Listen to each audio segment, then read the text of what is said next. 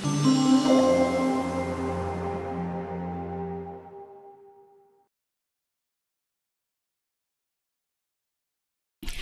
Sobat Cimsa, welcome to Merah, menyerap ilmu para ahli. Sebelumnya, kenalin saya Dea selaku Lora Cimsa WKS. Dan saya Yunita sebagai member sekolah Cimsa WKS. Nah, kali ini kita mau ngapain nih Kak Dea? Nah, kita mau bincang-bincang santai nih Kak. Wah, kira-kira bincang-bincang tentang apa tuh? Pastinya tentang program kerja dari sekolah dong Kak, yaitu CHOICE, Contraceptive Health Option in Gender Equality. CHOICE itu membahas tentang apa Kak Dea? Nah, CHOICE ini membahas mengenai kesetaraan gender dalam penggunaan alat kontrasepsi nih Kak. Wah, kayaknya seru tuh. By the way, kesetaraan gender dalam penggunaan alat kontrasepsi itu kayak gimana sih Kak Dea? Nah, itu yang bakal kita bahas hari ini Kak. Pastinya dengan narasumber kita dong, yaitu Dr. Zekson Alpian yang merupakan penanggung jawab mutu dan kualitas keluarga berencana dari BKKBN Provinsi Jawa Timur nih Kak. Selamat siang dokter. Selamat siang. Sebelumnya, kenalin dokter, saya Dea. Dan saya Yunita yang akan menjadi host podcast kali ini dokter. Sebelumnya, bagaimana nih kabarnya dokter? Alhamdulillah, puji Tuhan baik. Setengkareng ya dokter. Iya. Kalau boleh tahu nih dokter, kesibukan akhir-akhir ini lagi ngapain sih dokter?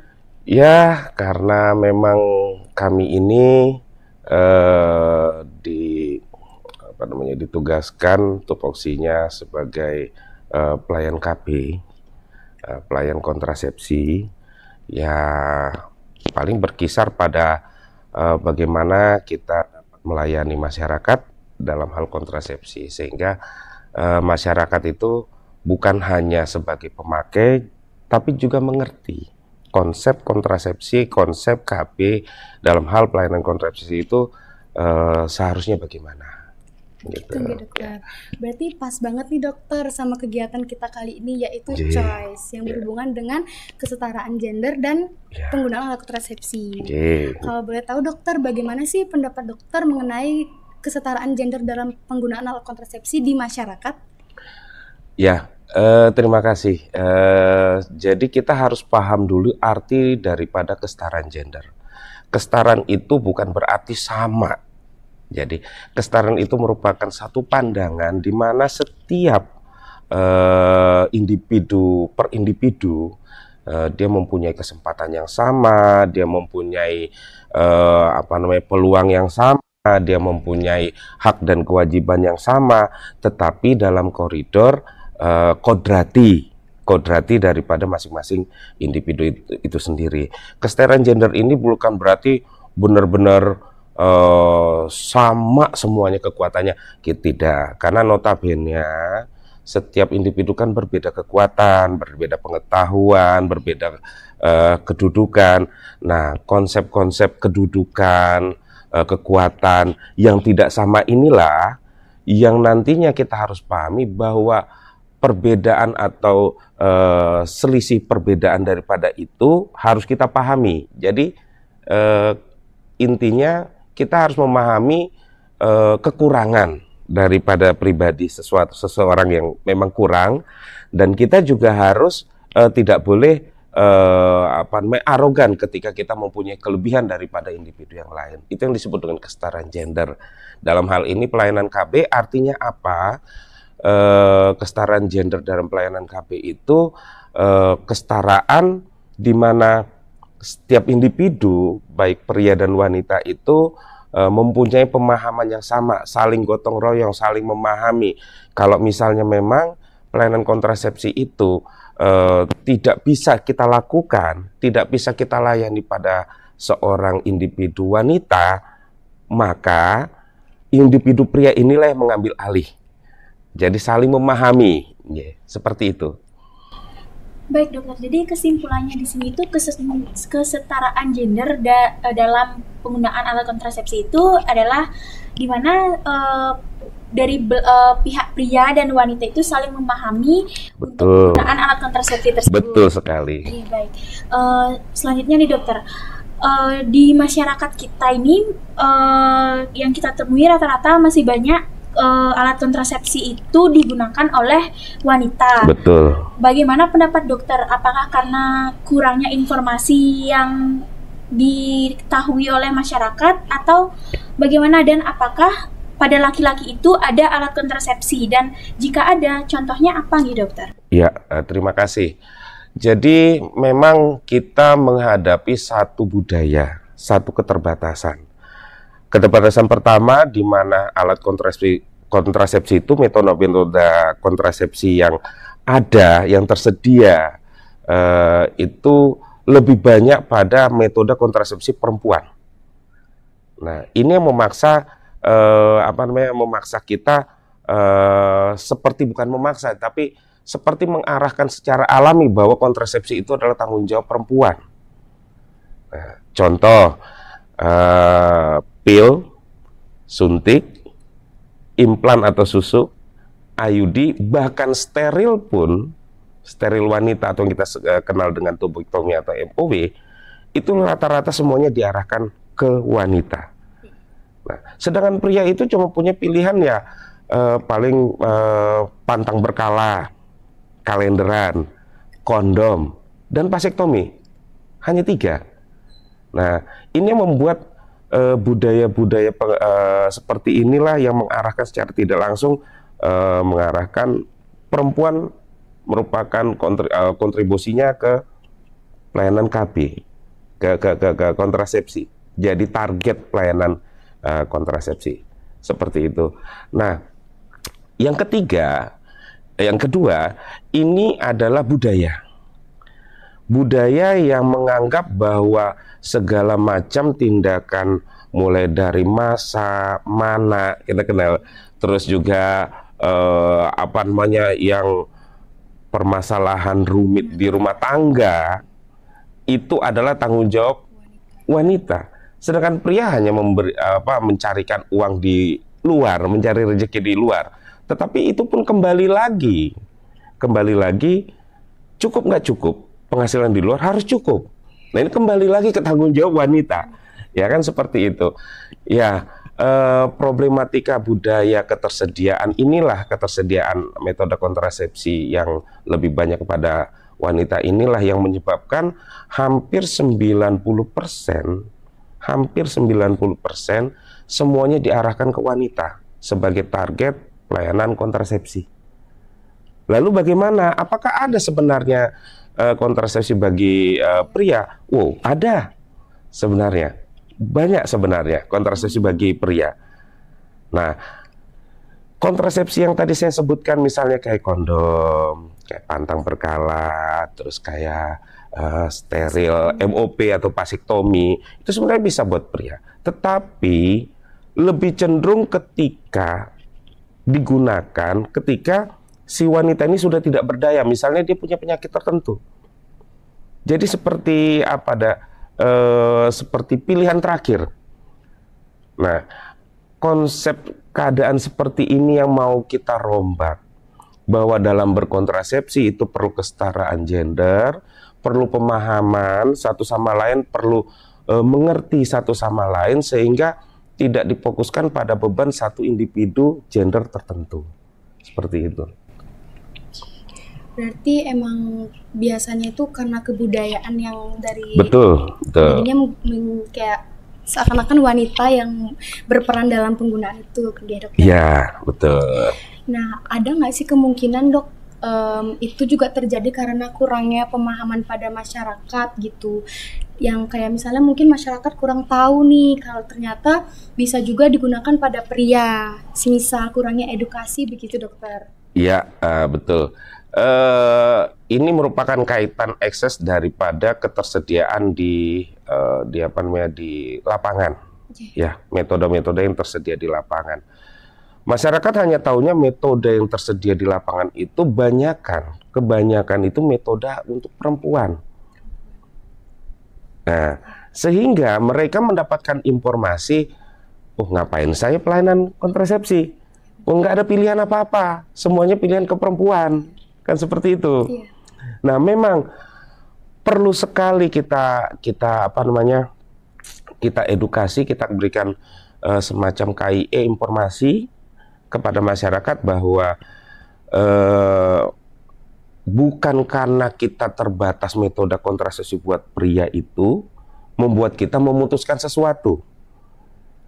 Tetapi seorang pria sebagai kepala keluarga, dia harus berpikir kalau misalnya dia sebagai kepala keluarga melihat ada keterbatasan pada wanita, terus ada keterbatasan dia sudah cukup membentuk satu bentuk keluarga yang kita inginkan. Nah, kita maunya mendorong dia itu mempunyai inisiatif tanpa dibilang, tanpa ditegur. Jadi seperti intinya ya, oh iya ya, bentuk keluargaku sudah apa yang aku inginkan. Istriku tanggung jawabnya terlalu besar. Nah, oke lah, saya aja yang pakai kontrasepsi. Seperti itu. Nah, kebanyakan dari kita ini baru berkontrasepsi pria ketika sudah terpaksa. Seperti itulah yang harus diedukasi bahwasanya kita saling mengetahui kelebihan dan kekurangan sehingga kita saling mengisi satu sama lain terhadap pasangan kita. Seperti itu.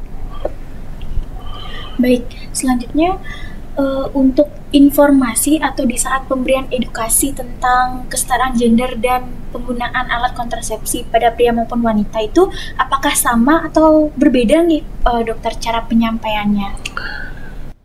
Ya, terima kasih Dia. Jadi memang penyampaian itu berbeda-beda. Namanya kita memberikan konseling, informasi, edukasi itu kita berbeda-beda antara satu gender laki-laki dengan gender perempuan itu pendekatannya berbeda-beda. Kalau secara umum mungkin jenisnya, mungkin peruntukannya itu biasanya umum. Tetapi ketika mereka sudah mulai memutuskan sesuatu, menginginkan sesuatu, maka kita akan memberikan informasi yang yang derajatnya ya, kalau kita bilang, yang komposisinya itu berbeda. Kita nggak mungkin berhadapan memberikan konseling, informasi dan edukasi laki-laki kita samakan dengan perempuan, karena kondisi anatominya sudah berbeda, kondisi kejiwaannya sudah berbeda. Kita nggak mungkin memberikan satu informasi yang sama antara status pendidikan SD, SMP, SMA, kuliah. Kita nggak mungkin bisa memberikan, kita samakan. Takutnya ngentan terlalu tinggi atau terlalu bagaimana kan, makanya memang berbeda-beda dalam hal konsep. Tetapi kesamaannya, kita memberikan informasi bahwa kalau misalnya bentuk keluarganya, jumlah keluarga yang diinginkan itu sudah sesuai dengan apa yang dicita-citakan, maka marilah kita berkontrasepsi, kan seperti itu. Itu saja yang sama sebenarnya. Yang lainnya itu kita lihat situasi, kondisinya disesuaikan. Berarti memang itu kalau untuk edukasi atau pemahaman itu tergantung dengan pribadi orang masing-masing. Betul ya, sekali. Tidak bisa disamakan gitu. Tidak bisa disamakan.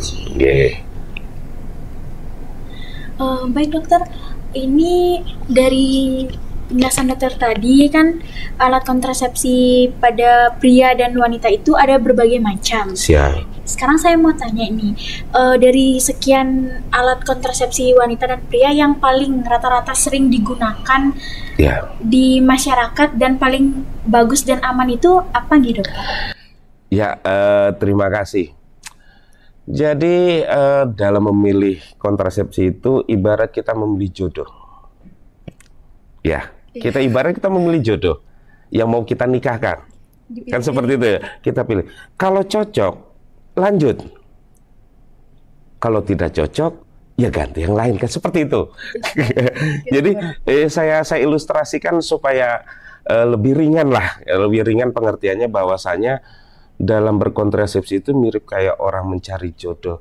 Kalau memang dia tidak mempunyai resistensi, hambatan yang menghalangi dia beraktivitas, yang menghalangi dia melakukan perilaku kehidupannya sehari-hari, tanpa hambatan, berarti dia cocok. Silakan diteruskan.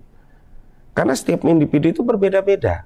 Kalau nanti pertanyaannya mana yang paling bagus? Yang paling bagus adalah orang yang berjodoh, kan gitu. Ya kan? Orang yang berjodoh. Tidak ada semuanya, misalnya pil lebih bagus, suntik lebih bagus, atau implan susuk lebih bagus, atau IUD lebih bagus. Tidak, karena setiap orang itu berbeda-beda. Ada yang cocok susuk, tapi diterapkan di orang lain tidak cocok. Dia lebih cocok pada pil. Diterapkan kepada orang IUD nggak cocok, karena dia lebih cocok pada IUD. Nah, jadi intinya kita bisa melakukan suatu pengamatan atau suatu eksperimen mengamati, oh tidak ada keluhan ibu, tidak ada keluhan bapak, berarti kita lanjutkan untuk step berikutnya. Nah, kalau nanti pertanyaan tadi ya yang paling bagus itu, ya kembali lagi yang cocok lagi, kan seperti itu. Jadi kesimpulannya tergantung dari pribadi orang tersebut masing-masing, Dok. Oh iya, tadi pertanyaannya kontrasepsi mana sih yang paling banyak? Ya, kontrasepsi mana yang paling banyak? Menurut data yang kami data yang ada di data BKKBN, sampai saat ini, sampai detik ini, kontrasepsi yang paling banyak digunakan adalah suntik. Suntik. Ya, kenapa suntik? Kan gitu.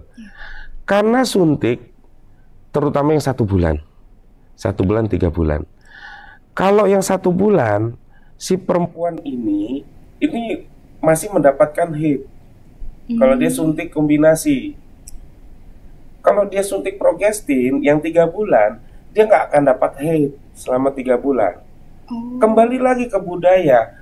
Budaya kita ini, budaya mohon maaf, gender wanita ini, dengan budaya kita di Indonesia, kalau nggak dapat head, nggak marem. Itu makanya mereka tuh maunya nggak mau dia punya anak, terlindungi kontrasepsi, tetapi dia mau head. Nah, ini yang menjadi problematika tersendiri. Makanya tadi saya katakan di depan, ketika kita melakukan konseling, informasi, edukasi berbeda-beda. Karena ada wanita yang nggak peduli, dia mau head mau enggak, yang penting saya tidak hamil. Ada yang mau dia maunya head, tetapi juga nggak mau hamil. Ada lagi yang perempuannya itu nggak mau merelakan suaminya steril, karena takut suaminya itu macam-macam setelah steril. Nah, ini yang saya katakan tadi, antara budaya, pendidikan, pengetahuan itu yang bisa membuat kita berbeda, memberikan konseling, informasi dan edukasi. Seperti itu. Baik, Dokter. Terima kasih atas pemaparan mengenai informasi mengenai kesetaraan gender dan juga penggunaan alat kontrasepsi, Dokter. Siap. Sebelum mengakhiri acara podcast kali ini, mungkin Dokter ada kesan dan pesan untuk teman-teman yang menyaksikan video ini, Dokter. Ya, terima kasih. Sekali lagi saya tekankan, inti pelayanan kontrasepsi itu bukan hanya tidak punya anak, mengatur anak, bukan. Tetapi inti kontrasepsi itu, pemakaian kontrasepsi dan pelayanan kontrasepsi ini, bagaimana pasangan suami istri itu mempunyai kesepakatan, mempunyai visi, mempunyai misi, kita mau bentuk apa keluarga ini, mau seberapa banyak, seberapa kuat kita menghidupi anak-anak kita. Jadi kembali lagi, sebelum dia menetapkan pelayanan kontrasepsi, bahkan dia sebelum menikah sekalipun, dia sudah punya pandangan, dia sudah punya rencana, apa yang harus saya bentuk. Sehingga ketika sudah berjalan, tinggal difasilitasi dengan pelayanan KB ini. Jadi saya berharap bahwa kita berpikir jangan sempit ketika kita menanggapi masalah pelayanan kontrasepsi, karena pelayanan kontrasepsi itu sangat luas dan dalam pengertiannya ketika kita menggali lagi tujuan-tujuan yang mau kita capai dalam pembentukan keluarga. Saya rasa itu.